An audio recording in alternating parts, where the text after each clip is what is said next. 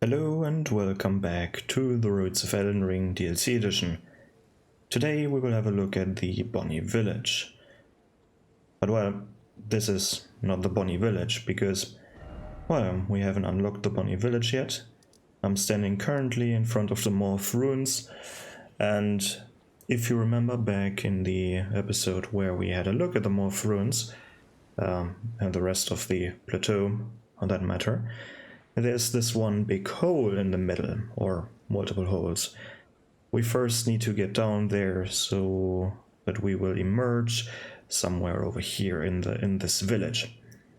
And you might ask, like, only one village, like, isn't that a bit short? Yes, it's short, because apparently the shorter videos get more views.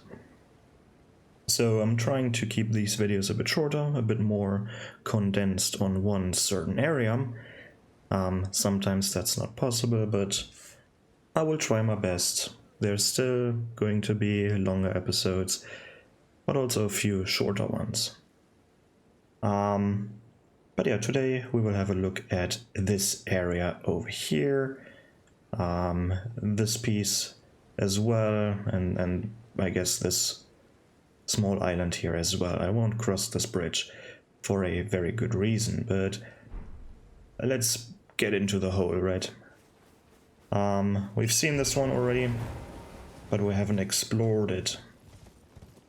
So here it is. There's this one hole here, which is quite the site, I should say. For some reason there are buildings down there, so it lets me believe that these aren't collapsed, of course. Like if we had a building here and the earth would shift or something would crash down here, then this building wouldn't stand like that, right? It would be destroyed. So there's actually a cave down here. And I guess the roof collapsed when Mesmer attacked or whatever. But you would think you could just descend over here because, well, we have an item here. But there's no way of getting down from here, if I remember correctly. Which is quite odd, right? You have this big hole. And then you want to descend, but you can't. We have to find another way. So you ask yourself, is this path... Can I get down there from here, or do I approach from a different angle? So you have to search. Keep searching the ruins, and then... I mean, it's quite obvious, like, not that obvious, but we have a path leading there, right? This looks like a path. And it ends here, at this piece. If we have a look at the environment, we can see the path here, right? The small dirt path. In between the ashes and the graves. So now we are at this building, at this collapsed building, which is right next to the hole over there. And we'll have a look here. Let's grab the lantern. Not of the sun. Oh, there's an item. And there's another item. And I could possibly drop down here. Oh, that's close. That was close. But now we can grab these items. Ooh, some string, my favorite. Over here, ooh, mushrooms. So quite the trash items, just to lure the player down here, or signal the player that there indeed is something down here. Because sometimes in the past, not only Elden Ring's past, but previous games like Dark Souls 3, 2, 1, whatever, there were certain spots where you would think like, oh, I can get there, and then you try to get there, and you're just being greeted by a death screen, right? By the oh, you've died screen. That's not nice. Over there is an item, and over here it looks kind of like progress. So let's explore this cave. What you will notice is that this cave is quite empty. Like, there's not much going on. I mean, what I can do is turn on the music but only we also have the generic overworld music here. But I guess I can keep it on. Some of the DLC music is actually pretty good. Not this soundtrack though, I don't like this one. I mean, it's good, but I don't want to hear it for like 100 hours plus or something. But let's keep exploring. This is certainly death over here. We don't want to fall down there. Let's see. I should probably put some... Where are the stones? There. Down here. The fuck? This is not an invisible path. You can't fool me. But the hitbox is very... seems to be very inaccurate there. But I'm pretty sure they haven't installed a hidden path here like in the Crystal Cave of Dark Souls 1. Aha. Yeah, see? Just inaccurate hitboxes. I don't like the quiver on the back, so let's remove the bow. But yeah, now we explore these ruins, not much going on. A bunch of drops where you can't return from, and now we finally have enemies. These are extremely weak enemies. They have some magic, they can stab you with... They don't have knives. This one has a knife.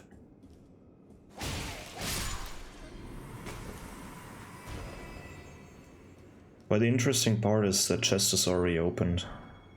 Ooh, we got golden arcs, which is an underwhelming incantation, to say the least. This deals not that much damage, and it costs not a lot, at least 12. I think that's not much, right? These arcs resemble barbs, a known symbol of cursive questioning? Cursive?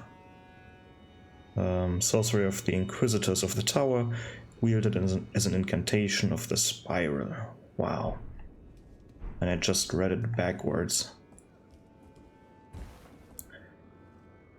But yeah, not a lot of incantations that are that good here.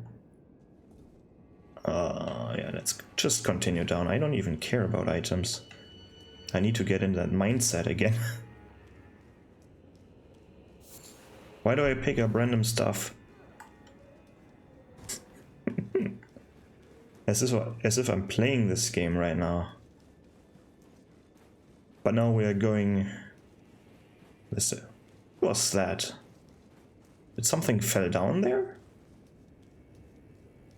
Did that skull just drop? Oh, whatever. Now we're finally at our destination. In the area where, or that I wanted to explore. And this area is a very special area. Because, surprisingly, it has a fairly fun gameplay element to it. It's not the biggest area. It's a fairly small area. It's a very... it's a lore intense area or a lore significant area. But gameplay wise, this is nothing significant. This is fairly bare bones. We just have a few enemies. But still, for me, this has a special gameplay element, because in the Bonny Village we can actually summon our spirit. This is one of the areas where you can summon a spirit. And now you might say, oh, what's so special about that? There are lots of areas where you can spirit summon. Yes, but we also have player character models running around here. Where's my lantern? There. And oh we got foggy. We got fog going on here. Let's try and get rid of the fog by teleporting back and maybe waiting a bit at the side of grace, so that looks much better. But anyways, we're here for a time, so... let's make it rain again or something. Ugh, it looks ugly again, unfortunate. Unfortunate. I guess I have to live with that. But as you can see, it's a very jar-heavy area. And it's called the Bonny Village. That sounds strange, right? Who the fuck is Bonny? And the enemies inside aren't very special either. Right? These are generic shadow people. But there we have the interesting enemy. And if we turn on... Let me turn on the hut for a bit. We can see they are called the Greater Potentate. These are potentates. Let's disable the hut again. And it's kind of fun to let the summons fight these, specifically the Mimic tier. I don't think it's... Is it going to work? Do they see each other? Let's see if it works. Nah. Mimic tier won't... Oh no, it's following me. I guess to instigate a fight, we can just punch this one. And then stand here. Now they're fighting. Ooh. That's the fun thing. You can test out your builds on these idiots. Somewhat. Like your Mimic tier builds.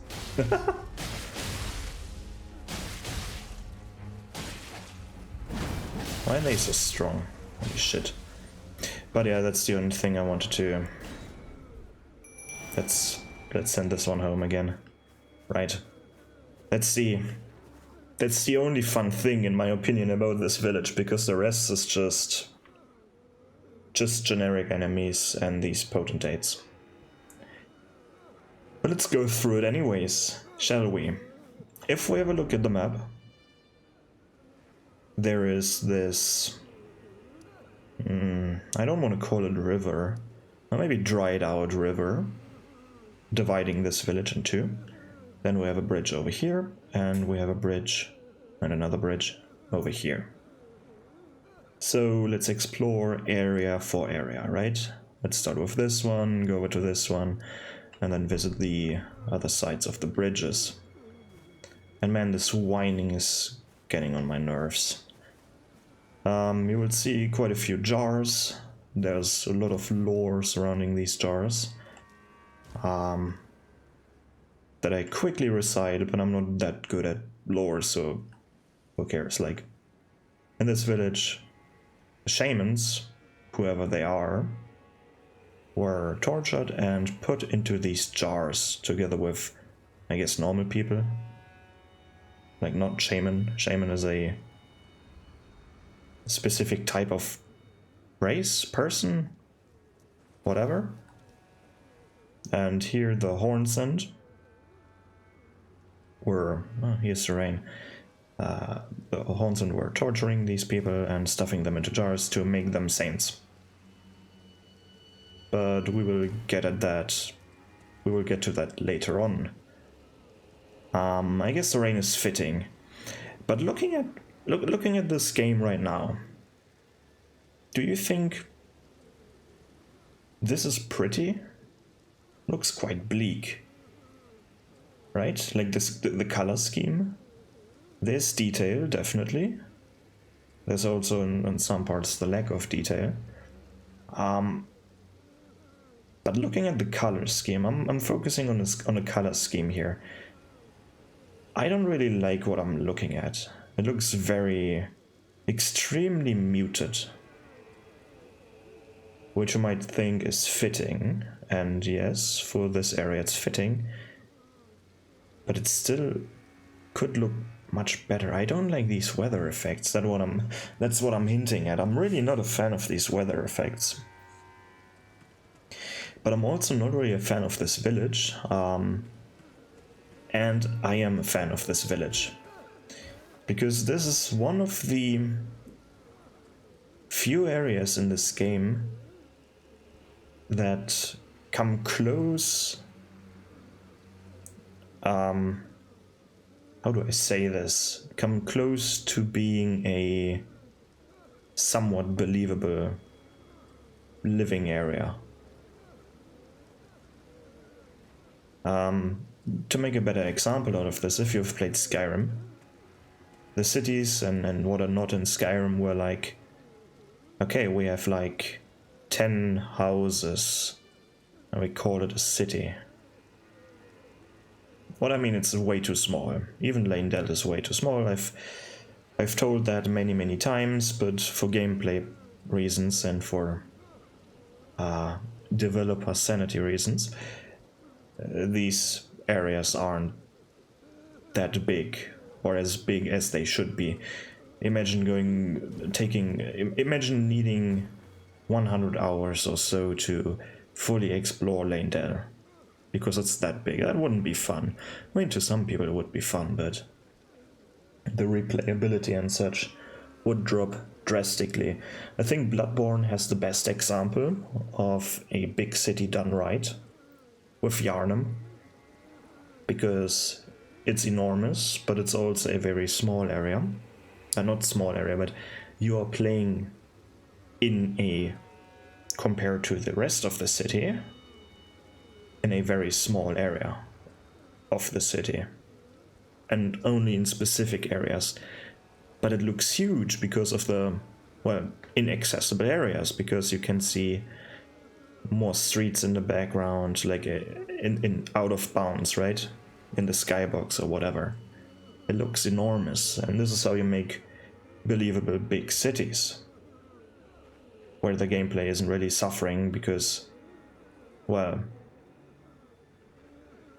but there's a difference between games like Elden Ring that are open world and games like Bloodborne that are not open world games. In Bloodborne, you can play much more with perspective or forced perspective and stuff like that. You can have stuff in the background. You can have the biggest city and whatnot in the background, but you only play in a very small area. So the area you're playing in feels much bigger, or the world you're playing in feels much bigger. The problem that we have in Elden Ring is that we don't have such things to an extent. Like, we have them to an extent, but you can't really do this with, like, the village, right? Because if you just would add a bunch of village, then you would need a much bigger map if you want to make everything much bigger, right? But yeah, enough of that. Let's explore this village. And right, why I was saying that, there are quite a few houses here, so it kind of feels like a village, right? It's not like we have 10 houses and we call it a village. No, we have seemingly more houses, and we have quite the large area. I mean, this is quite the large area. How many houses do we have here? Like, they're not all drawn in on the map, but I mean, it fits and looks quite believable. But man, this whining is getting on my nerve. Holy shit. We have some crackpots here. This is the bridge. Interesting. Not some wagons. We will have a look at these houses in a short while here. These, I think, are the same houses or similar styled houses that we've seen all over, not only the DLC, but also in the base game. Like, if we have a look at these houses in detail, like, let's pick this house here. Is this house believably designed as a single piece? Let's see. First of all, here we have the entrance. Good, we have an entrance. Can you shut the fuck up? Holy shit. Excuse the language, but...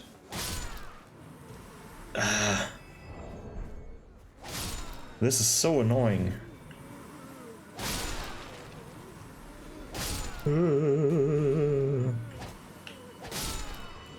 I get that you're mourning or whatever, but please.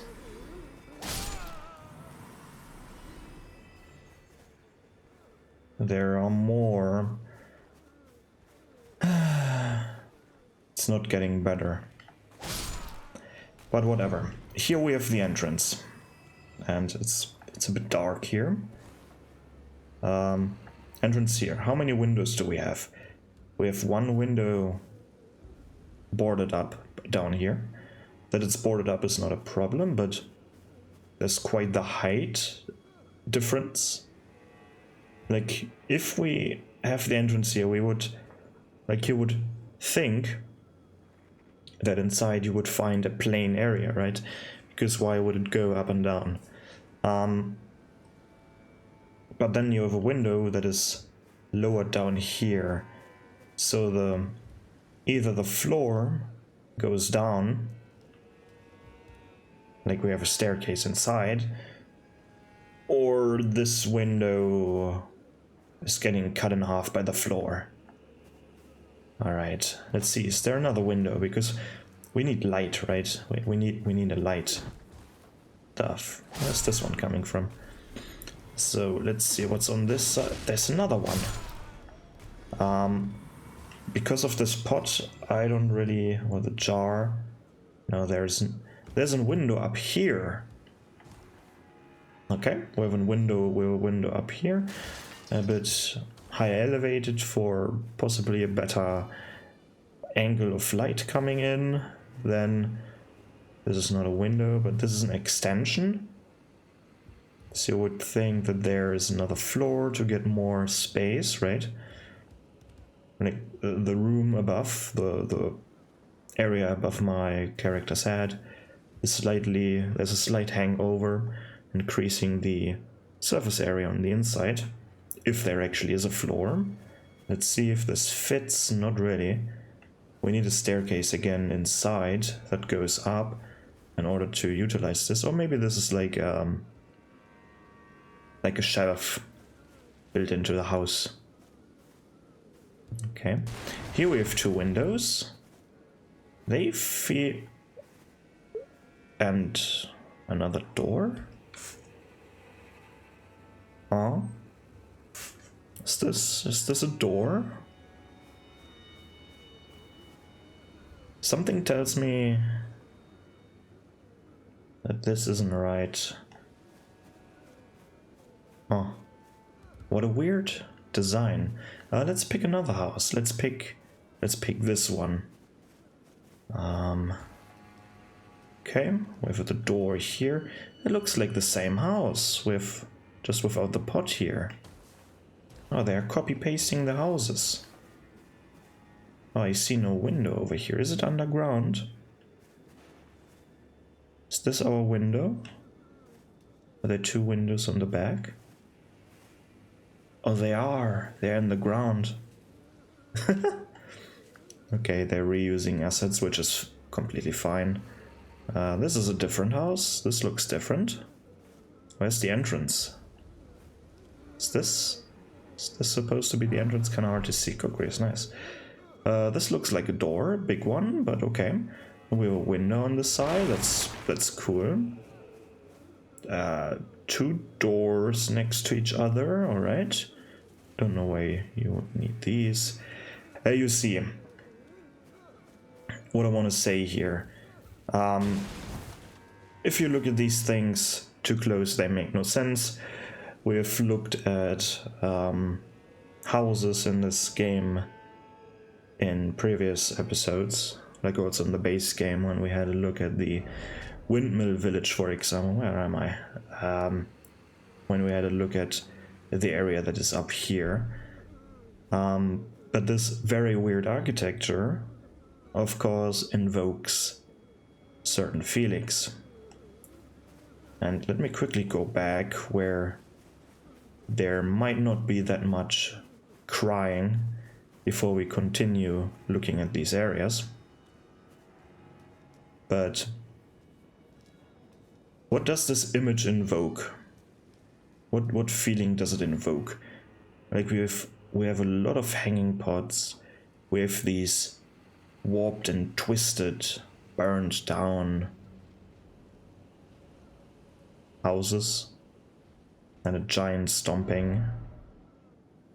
What? Is it a dragon? It's a dragon.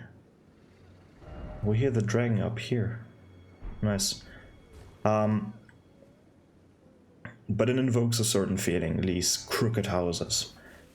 And that's what they're aiming at. They're not aiming at... Like, something is wrong here. That's what I'm reading out of these buildings. Out of the design of these buildings. All these pots, then these weird potentates that are weirdly naked, just with this stupid mask and the butcher knives in their hands. That's quite the eerie feeling that we're getting here. And then this bridge is collapsed. Let's see what else there is. And all these whining people. And here we get the Bonny butchering knife. Let's read the item description. Weapon of the greater potentates of Bonny Village. An outsized butcher's cleaver used to dismember human bodies in the making of the great jars stored in the jails. Oh. Oh. What a twisted area. What a twisted, disgusting area that is. They're butchering people here. Weird. That's weird. Now let's quickly see where this river, this dried up river, leads us. Because let's imagine this river was still running, then this area, like, with a fairly high water level, then this would feel much, much more alive, really, right? But the fact that it's dried up also gives this very bleak and dark atmosphere a small boost. So let's quickly go down here, where the drop is not that high. We can return, right? Yeah, you can always return here. Whatever. Let's explore the riverbed. We have, of course, a few dogs down here, munching on corpses.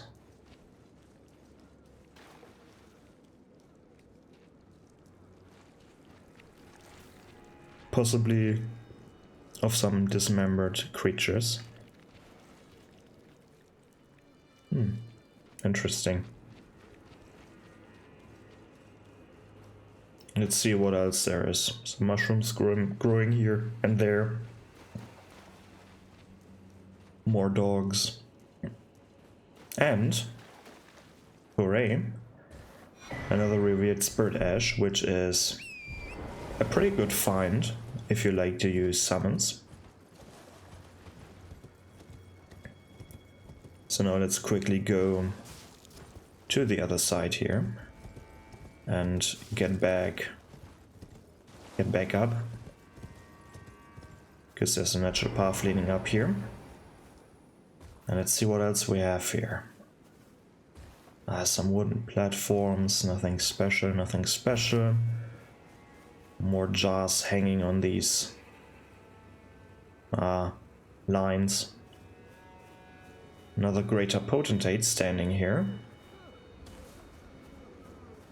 Now we can have a look at their mask a bit closer. It looks disgusting with these caterpillars, worms, maggots, and then these horns on their head.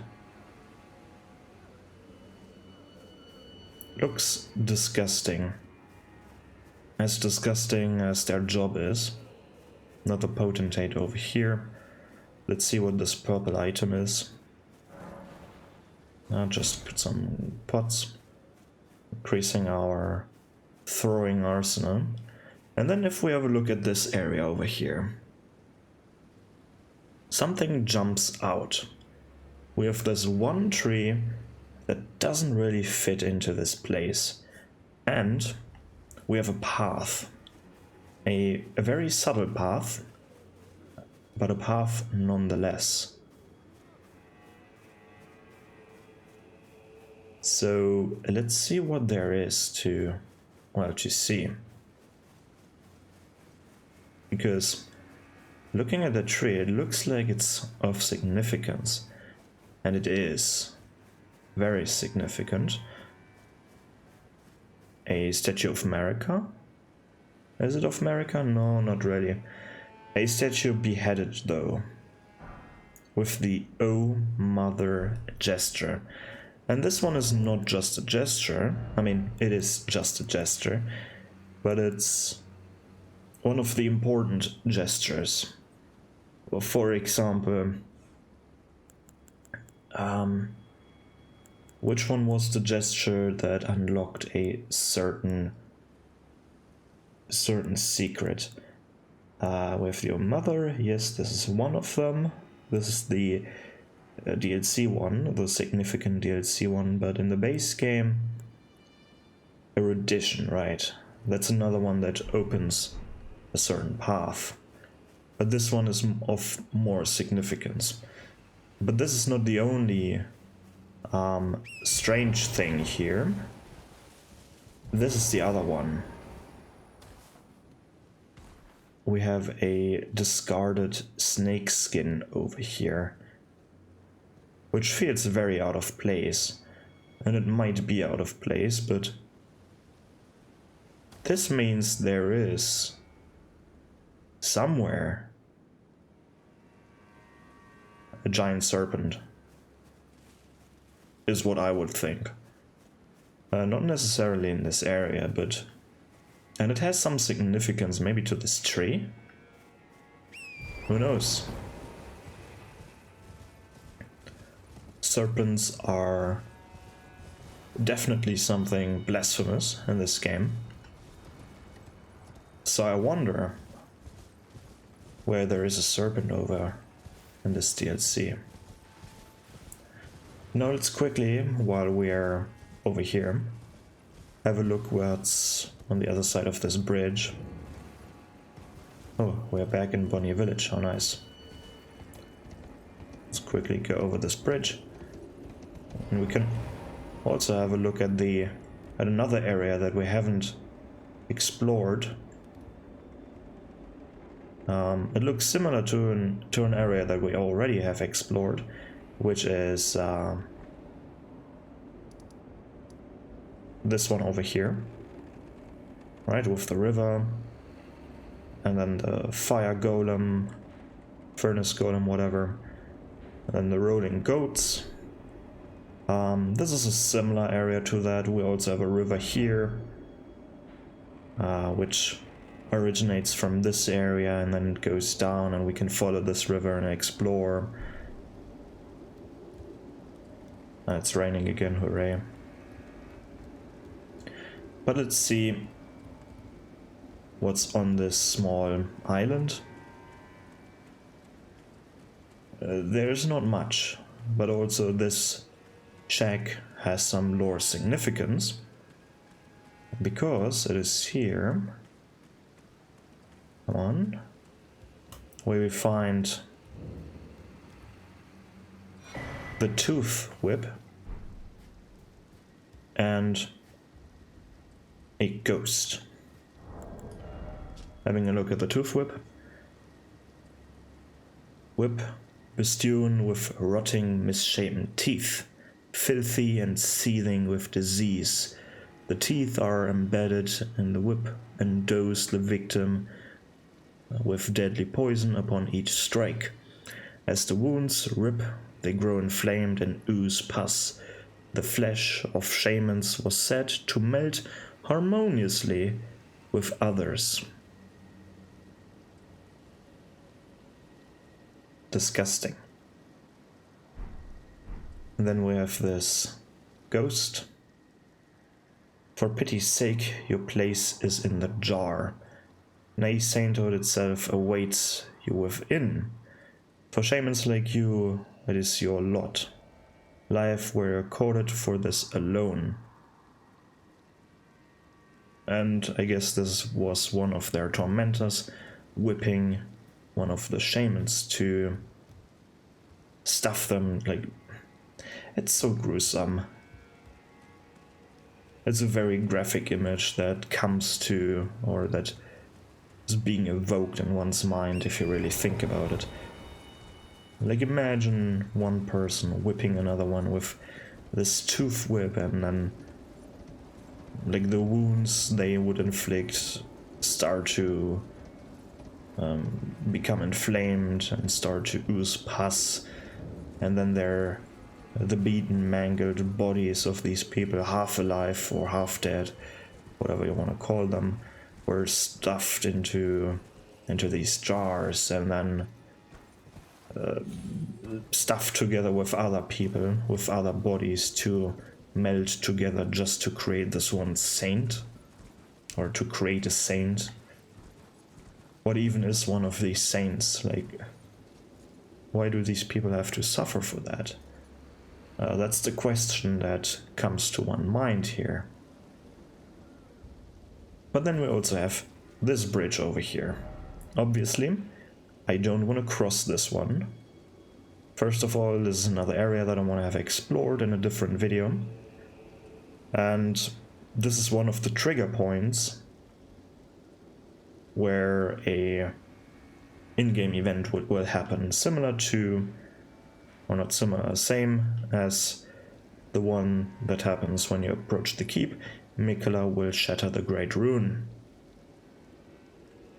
And we're getting more NPC dialogue, and technically time, when you cross one of these thresholds, time will go on in this game, which is a bit strange. We will have a look at time, or the concept of time in these games, later in a different video. But over here, if this is not a... what do I want to say? This site is not unknown to us, that's what I want to say. Seeing all these cages in the ground and these weird spiky fences with chains on them, if you see this, this means we are close to another jail. Similar to the one over here, the Ballarat jail. We've seen the same kind of objects scattered around in front of the entrance. And is there another jail over here? No, we haven't had a look up here. But there will be somewhere over here another jail where we see the same thing. And there are not only jails here, there are also these scorpions. Apparently with another trigger for them to patrol into one certain direction. There's certainly a bunch of scorpions here. Which is, well, let's call them scorpion spiders, because that's what they are. Like, they're a mix of nightmarish creatures. Nightmarish real-life creatures. But here we have another jail. It is the Bonny jail.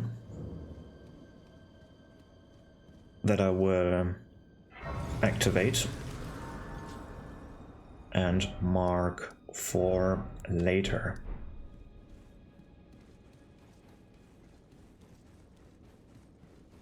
Alright. And this was the Bonny Village. Not really much to talk about here, gameplay wise. It's extremely basic. It's almost boring compared to certain other areas from a gameplay perspective. World design wise, it's somewhat more believable than other places. Only if you start looking too close at the architecture, then everything crumbles down. The immersion crumbles. Well, maybe not necessarily, but the immersion is being hit, at least for me. But it's definitely one of the better villages, world design wise. More believable. We got actually some space here. We got a lot of houses scattered around, not just one or two or three or four. We got a bunch of houses, so it's somewhat believable. We also have a water source.